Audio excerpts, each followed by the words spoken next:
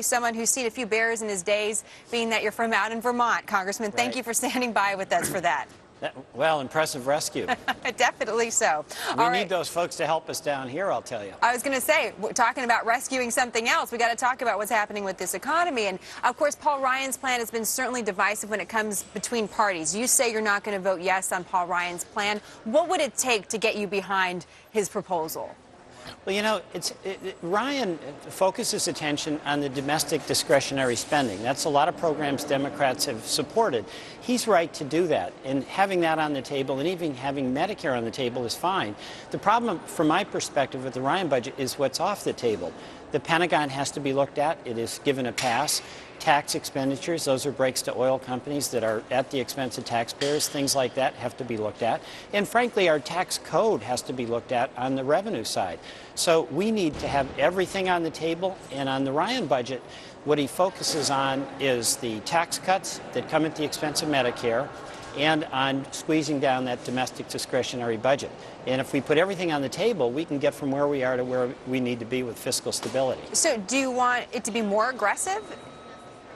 Well, actually, there's two things. More aggressive in the sense of putting everything on the table. I mean, how can we get to fiscal balance if we have two wars on the credit card, if we have the Pentagon that continues to enjoy whatever it is they want, when we don't re-examine questions about what we need for national security, we have tax giveaways that go to mature and profitable industries. I mean, you've got to put those things on the table to be successful.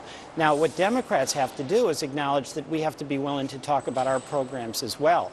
So the divide here is not about getting to, yes, having fiscal stability be our goal, but it's the means to that end. And everything on the table approach, in my view, is the only way we can get from here to there. Now, that applies everything on the table except when it comes to the debt ceiling. Isn't that right, Congressman Welch? Because you say, or you in a letter to some of your fellow congressmen and women said, listen, we can't include any spending cuts or any sort of amendments when we're talking about voting on the debt ceiling. And that's essentially our credit line in this country.